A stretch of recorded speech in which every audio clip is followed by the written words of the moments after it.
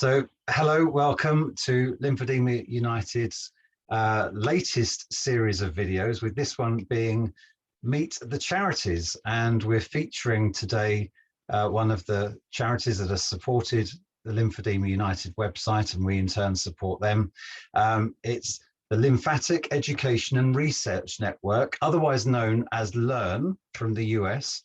They provide an incredibly worthwhile service, comprehensive support to help us all live better with lymphedema. And I'm thrilled to introduce you to the CEO and president of LE&RN, William Repicci, who will passionately explain what LE&RN is doing to make such a difference around the world, in particular the USA. And I know, as I've just said to Bill beforehand, there's so much for us to get through. It may need a second interview. So we're going to see how we get on. But first of all, welcome, William. Thank you so much indeed for taking the trouble to join us. Hey, Matt, thanks so much for having me. I've been with this organization a little over 10 years. And if there's anything that's really going to create the change, it really is going to be advocates like you. I mean, one only has to look at you and your enthusiasm and brightness for what you're doing and creating change. And it warms my heart. So I'm honored to be here today. Thanks so much, Matt. Well, Bill, William, sorry, that's lovely. Thank you very much. Right, so for those out there who are unfamiliar with LE&RN, would you mind providing a summary of what LE&RN is and what they do?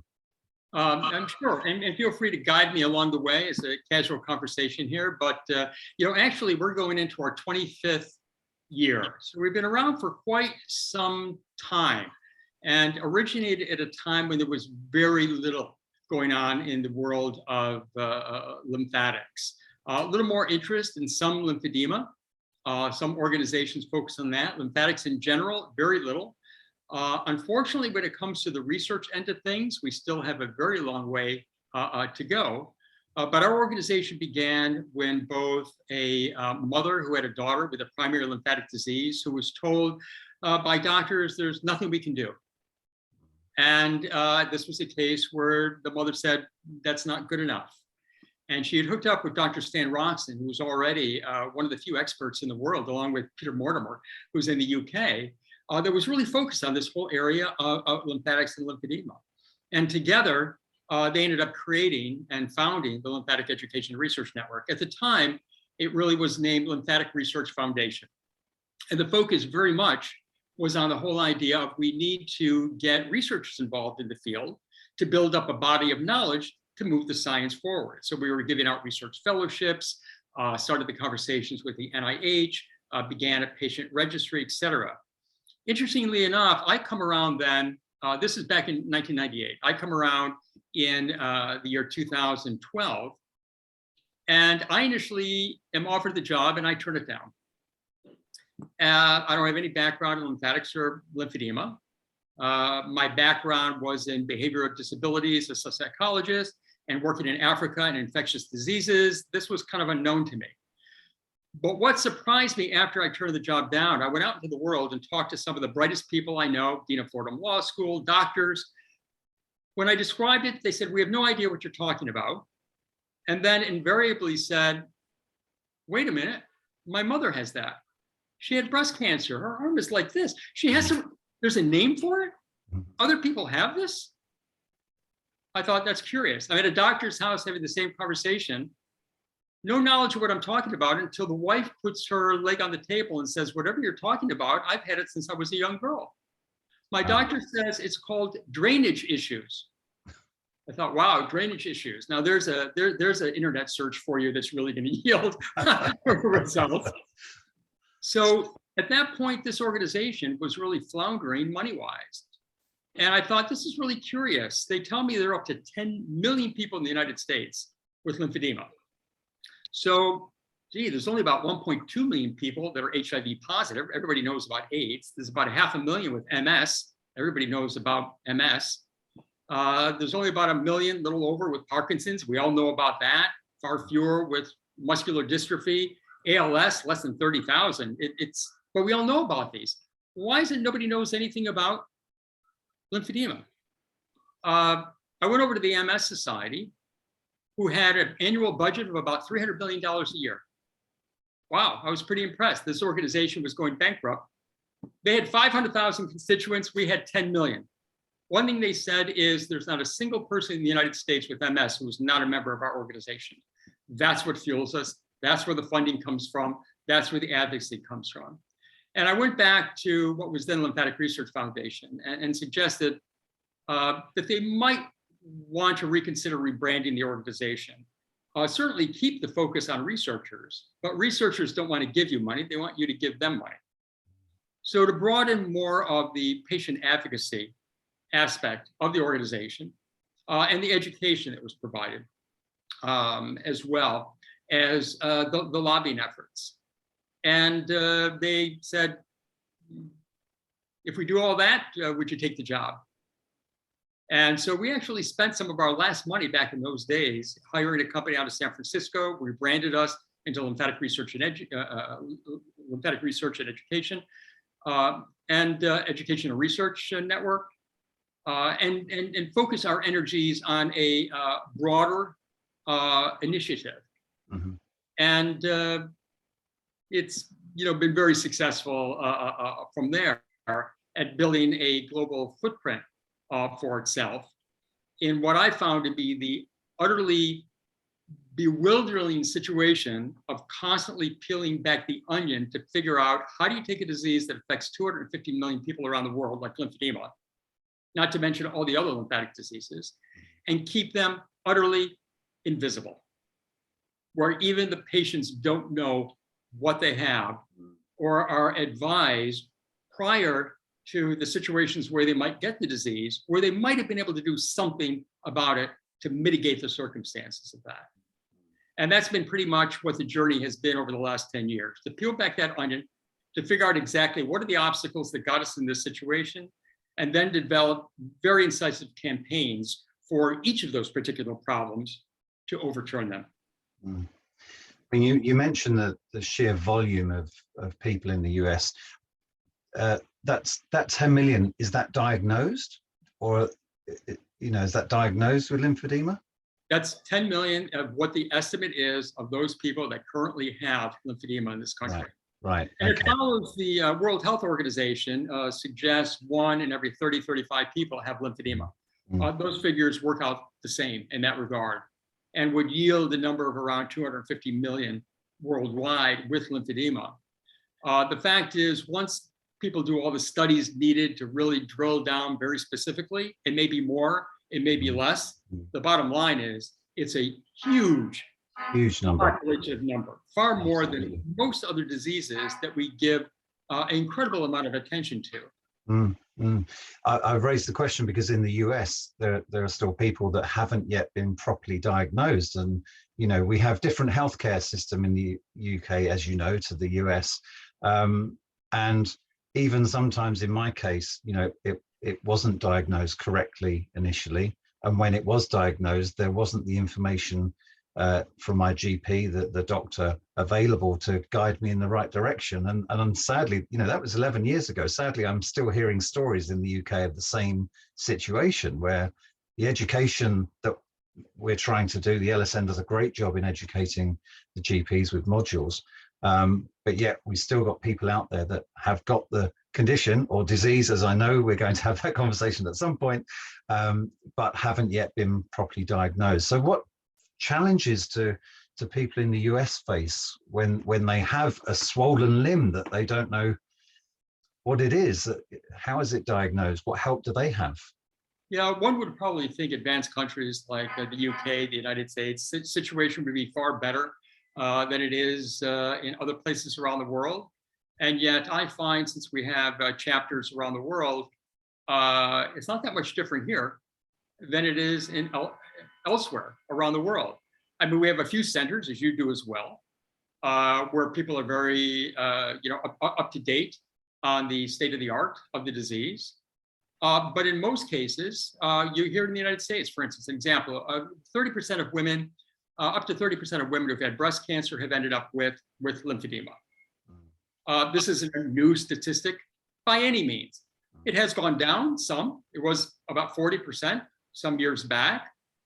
So some techniques are being employed when it comes to radiation and surgery. But for the most part, this is the situation. If you go to the Boston Lymphatic Center or University of Southern California, they may provide prophylactically lymphatic venous anastomosis at the time of the surgery itself.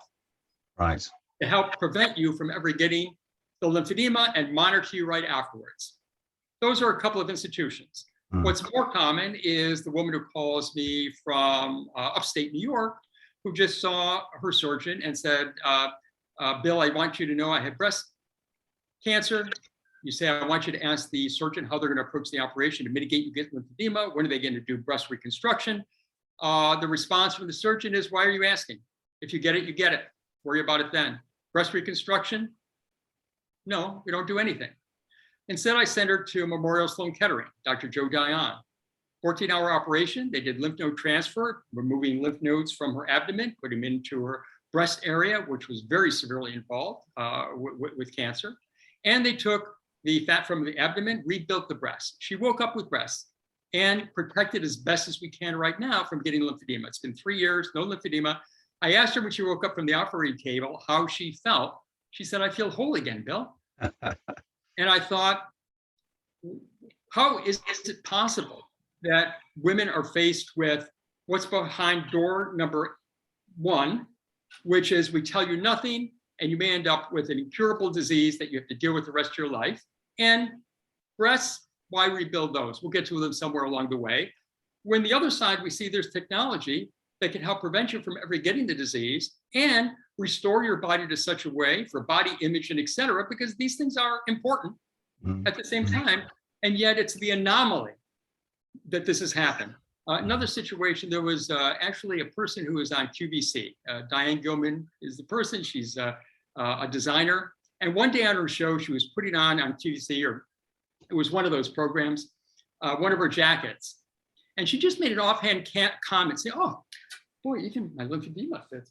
And it wasn't meant for the audience, I don't think. It was just an app, but somebody picked up on it and contacted us, and we contacted her. And she said, I'll tell you my story. I went to a center that was created by a billionaire's wife in New York. I had a gorgeous room, beautifully decorated. They gave me manicures and pedicures. There was a dining room where I could have 12 of my best friends over for a gourmet meal. She said, you know, the first time I heard the word lymphedema? After my surgery, my surgeon opened up the door of my room and said, how are you feeling? I said, pretty well. She said, you're going to get lymphedema. And she closed the door. And she said, I sat there saying, lymph of what? What? And then her journey started. Obviously, she did develop lymphedema. So it shows it's not even a matter of places that you would think might not know better. Sure. It's kind of across the board, which is part of something I think we'll get in afterwards of the reason for LE&RN focusing on creating centers of excellence around the world that really gave a focus to this and began to change that equation. Yeah, I mean, that's down to LE&RN, isn't it? The centers of excellence. That's your creation, I understand. Do you want to tell us more about that? Sure. This is one of those brilliant things that happens as a result of, I guess, a lot of work that's been done up to a point in the background, and then that moment of confluence where people get together and great brains suddenly create the spark that makes something happen. So this was an example. I was in Barcelona and I met Dr. Dhruv Singhal, who's at Boston Lymphatic Center for the first time. And we were talking about doing a partnership in a symposium at Boston Lymphatic Center, and we're making arrangements for that. In the midst of that, I happened to mention one of the goals of LE&RN was to create centers of excellence. This wasn't an immediate thing on the horizon of how to put that all together. I just mentioned it. So I go to the very first Boston Lymphatic Center symposium that we put together, and Dr. Sumner Slavin, who runs the department, gets up to introduce himself to everyone and says, and I just want to tell everyone, we're going to be LE&RN's first center of excellence.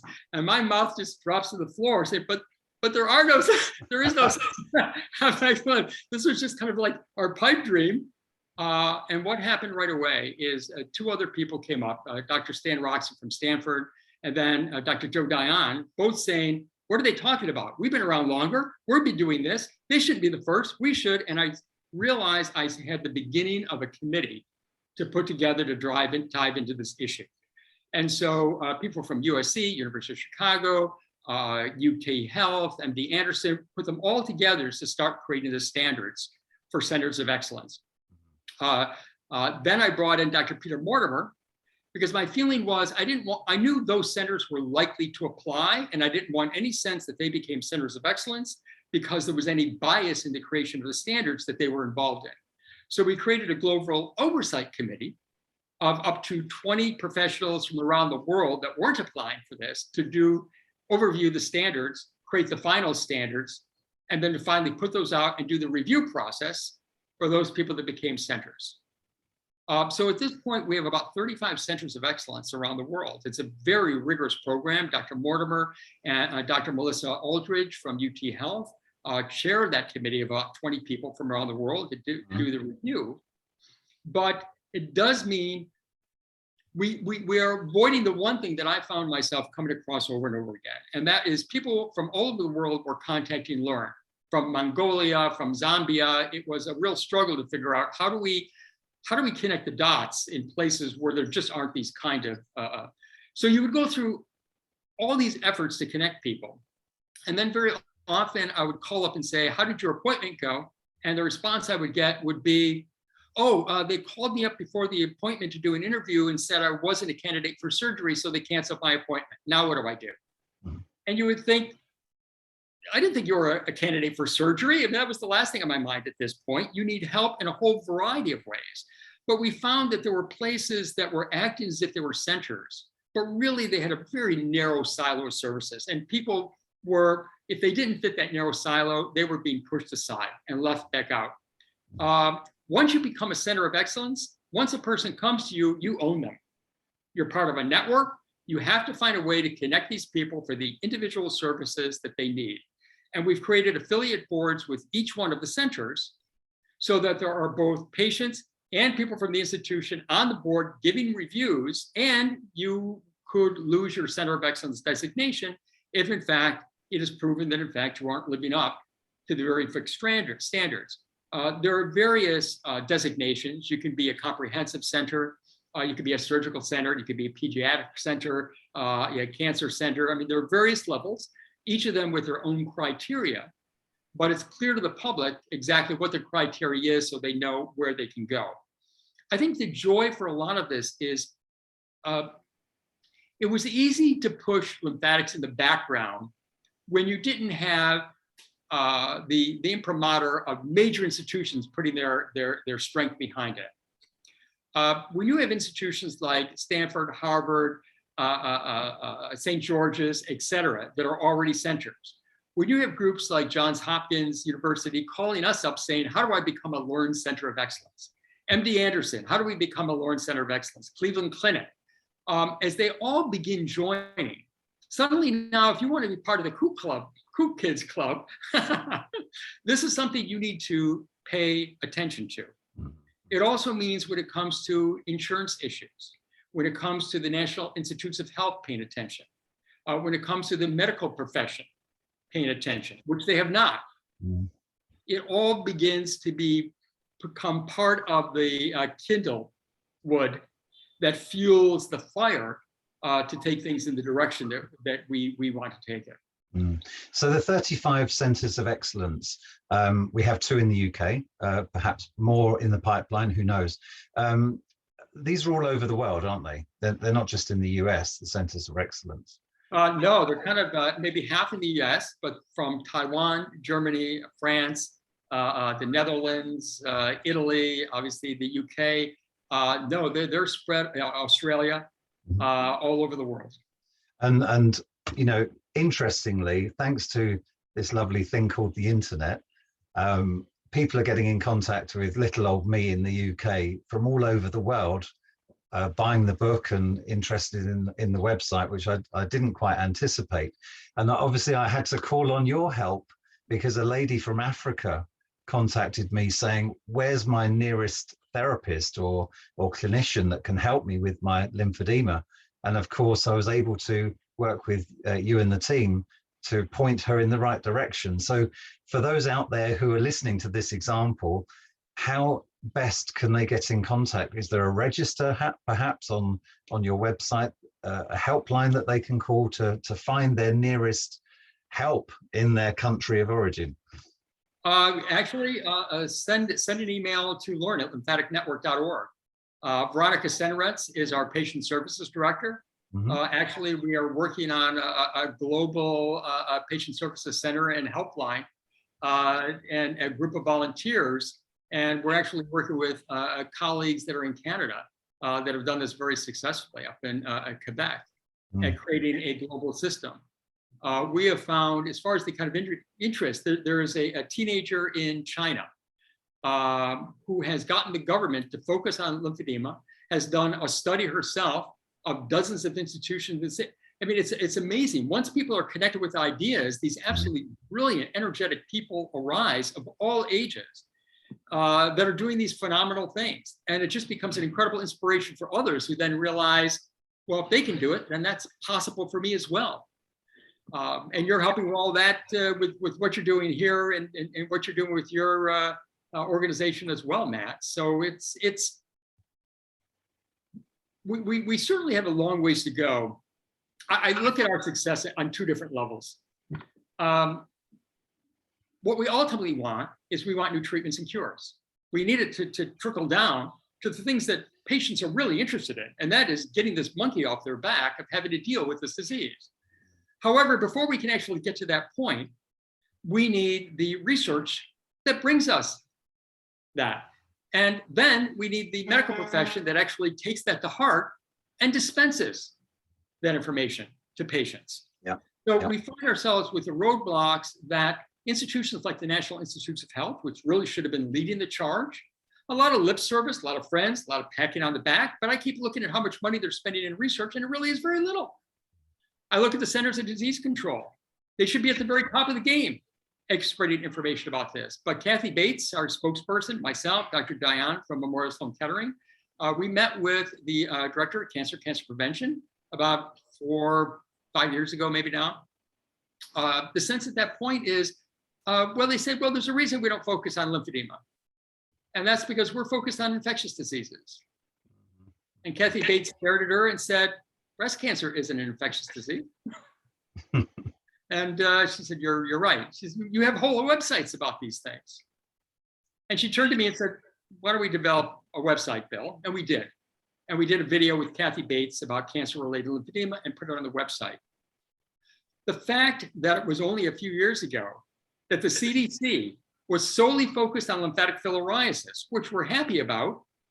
But for you and me, well, there isn't anybody in the United States or the UK that has lymphatic filariasis unless they came from another country with it. Our issue really is in secondary and primary lymphedema. Yes.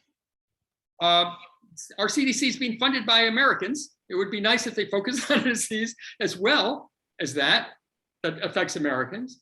And so we began lobbying for a chronic disease awareness program and lobbied with Congress to fund that. And Congress did fund that program. Unfortunately, then we were up against hundreds of other chronic diseases that were much larger and better known than LE&RN that were applying for this small pot of money, but we succeeded. And so we got $1 million 3-year grant, only 4 that they gave out. We just did public service announcements with Kathy Bates and Steve Gutenberg, whose mother has lymphedema, another actor. They'll be beginning to appear on television next week, because what we really need is if you can galvanize the support of 10 million people, politicians will listen, the world will listen, the numbers are on our side. But I found this population was so beaten down without hope that when we did get NIH to commit to more money, and we got our senators to ask for it, I got more calls to the office saying, you're wasting your time. There'll never be a cure, and you're wasting your time looking for one.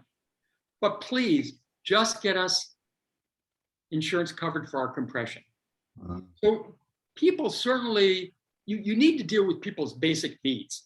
I mean, if people are hungry, you need to give them food first. You can't be talking about the needs at the 30,000 foot level. So it really has been kind of a diabolical plan that if we keep people away from their basic needs, if we keep doctors uneducated, if we just don't research this, this all just stays fallow. And there's only one way to change that, and that is by the patient population, which is most invested in this, to come forward as an advocacy group and said, we're not going to take this anymore. We demand that you people do better than this. And that all is starting to change. We got our Congress of the United States to mandate that the National Institutes of Health come up with a national commission on lymphatics to study the need for research going forward. We're following the same model that the sleep researchers did many years ago, which led to a center of sleep at the NIH. Ultimately, I would love to see a center for lymphatics at the NIH, because there are dozens of centers, institutes at NIH, and lymphatics has a little bit of teeny portfolio at all of them, but nobody pulls it all together. Nobody knows what everybody else is doing. NIH never even had a category for lymphatics and lymphedema. So when they went before Congress and was asked, what kind of research are you doing in lymphatics? The director actually said, I don't know, because we don't have a category. That was alarming to me in two ways. One, that he didn't know. Second, he didn't feel utterly humiliated in going in front of Congress and saying he didn't know, as if, what was the big deal? It really didn't matter. There now are categories for lymphedema and lymphatic disease. Now, if I was suffering from the disease, I would, how much could you applaud? Okay, great, that's a bureaucratic win. But for us, all the bureaucratic wins are necessary to add up to where we need to go to get the actual wins that we need for the population. Because right now, as we well know, although there are all kinds of drugs to regulate the vascular system, there's not a single drug that regulate the lymphatic system. However, we will be working with Dr. Stan Roxon later this year, who is doing one of the first drug studies based on the research that he's done. It'll be Celtaxis is the name of the drug company that actually is financing his work. I think if we even start to get any drugs that show they impact lymphedema, we will begin to get the interest of the pharmaceutical companies and NIH. But otherwise, I've talked to all the pharmaceutical companies, and what they say is, this is the way it works, Bill. NIH does all the basic research to take it to the point where they could hand the ball off to us because it's ready to start being developed for drug study. We do not do basic research. That takes billions and billions of dollars. We don't do that initial research. It still takes another $1 billion or so once it gets to the other point, but that's NIH's job. So it's twofold. We have to get NIH to do the work they need to, and only then will the drug companies start to become more interested. But I think once the patient population feels the hope that there is a drug, there is possibility, this can be done, a lot of the hopelessness that has caused people very often to say, Bill, stop asking me for help, that's your job. And I have to say, well, you can say that, but it's not my job. I don't have lymphedema and I'm one person. The people who create change are the people like you, Matt. I mean, people who actually live with it. If we look at who are the leaders we think of in every movement, if there's racial justice ever in the United States, we're going to be looking at Martin Luther King and the other leaders of that sort. If women get their rights, we're looking at the Gloria Steinems, et cetera. Who are the leaders in this field? And those are the people. I'm just a spokesperson in the back egging people on. But you're the person. It's people like you that are actually going to be the ones that lead this charge and carry the ball over the goal line. Well, that's kind of you to say. I mean, it's important that people living with lymphedema have a voice and use it positively. And I know that LE&RN do a lot of events to bring people together, to bring the lymphedema community together, which can't be underestimated. You know, on a much smaller scale, I've just organized a charity golf day. The majority were men. We had a few female golfers, but the golf was secondary. The most important thing for the gang was getting together and meeting new people in the same situation and sharing their stories and tips and relaxing, you know, over a drink in the bar or at dinner. And that was so important. And I know you do some things on a much grander scale, Bill. So do you want to give us a quick overview as to what sort of events you run for people who want to get involved and support LE&RN and shout about lymphedema? Yeah, sure. Thanks, Matt. Well, like yourself, I found early on, we started doing walks. And on one hand, walks are, you know, the hope is you're going to raise some money for the organization in the course of doing that. But it became very clearly on the major impact that they had really was on a population of people that, as large as the population might be, generally all had one thing in common. They all felt like they were the only person in the world that had this disease. We had one of our early walks, I remember, out in California, and there was a woman who came that I have to admit, I didn't pay much attention to. I didn't recognize her, but she wrote me a letter afterwards and said, I write to you, Bill, to say that I had thought about committing suicide. And then I saw that you were having this walk, and I got on a plane for the first time in my life, and I came to California, and I was in it. And she said, the first time I put my arms around and hugged another person with lymphedema, my whole world changed. Oh. That person then became a chair of one of our chapters. She came to Chicago to meet with the executive director of the American Medical Association with us, along with Kathy Bates. All this energy to create change within a person that had been so subdued by endless doctors telling her there's nothing to be done and you're just obese and you just have to live with it. And also that feeling of I'm the only person in the world that has this. And we hear that over and over again. We do. Which is the, that's a pretty fascinating hat trick that you can take millions and millions of people suffering from the same thing and make all of them feel they're the only ones that have this disease. Certainly we do that because doctors don't diagnose it. So people don't have a name for the disease. Part of the problem is doctors don't learn about it in medical school, so they can't diagnose it.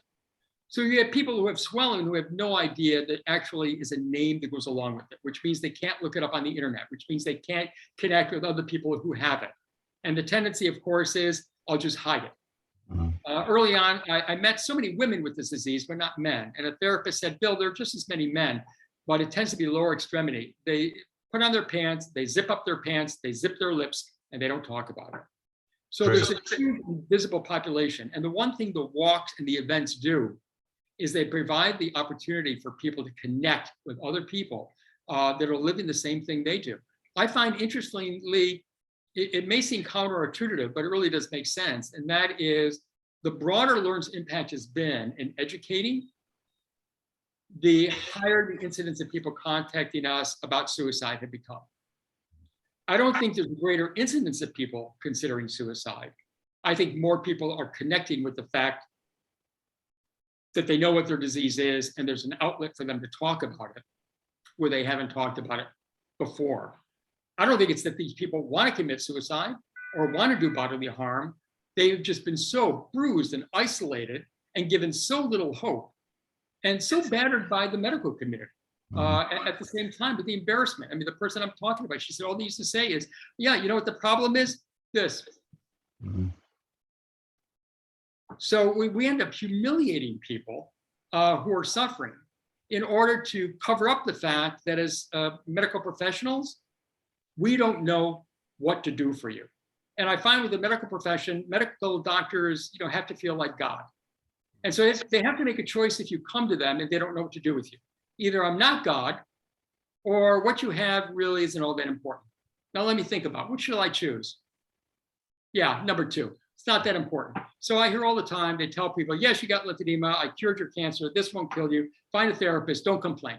And I hear that same thing day after day after day. So certainly we have all of our walks, we have our virtual events as well. We have all our symposium series, which a couple times a month are symposiums. One thing we've decided, everything is free. All the symposiums, etc. We love you to become a member of LE&RN because we need to be supported. But the board of directors decided early on, there's far too much suffering in the world, far too much need, and we're not going to create obstacles to people getting the help they need by putting financial parameters on it. So these things are all free for people to access. The other thing that I think was a great boon is World Lymphedema Day. Yes. There was awareness days in different countries. I began to see, though, that different countries began to pick different dates and even different months when they started to do it. And a person with lymphedema finally contacted me and said, Bill, we need more than awareness. We need treatments and cures. And I thought about it, and I went back to them and I said, well, what do you think about the World Lymphedema Day? There's World AIDS Day, World Diabetes Day, etc. He said, that's it. So it really was an effort to pull the energy of the world together with this one focus. Europe has done a brilliant job. You've created a manifesto in Europe. You've gotten 20 or 30 organizations have joined onto that manifesto to focus all your energies within the European Union. which, well, unfortunately, you're not a member of. Well, that's another story. Yep. At this point, but we won't get into that. But I think still connected with this particular agenda item. But it is a way to build. There are just so many conferences, symposium, things that are going on around the world, as opposed to this particular, because of this event. Yeah, So that's been a great joy to see. It's been amazing because you know, we did our little bit on the montage, and you know, it's great to be involved. What I must say is we're running out of time, Bill, but there's definitely opportunity, I think, to talk further on another event. Check out my website, check out the LE&RN's website. There's an opportunity to donate directly to LE&RN on a link on lymphedemaunited.com. There's a write-up about LE&RN and everything that they do, and links directly to their website. So we're absolutely thrilled to be involved in supporting LE&RN. And Bill, it's been an absolute delight talking with you. And I do hope we get the opportunity to do another one of these, because it's gone so quickly and there's so much to cover. But thank you very much. Quickly. There's an awful lot to cover, but that's because so much has gone on. And I think we're on such a successful trajectory, Matt. Well, we will speak soon. Thank you so much, Bill. Thank you for your time.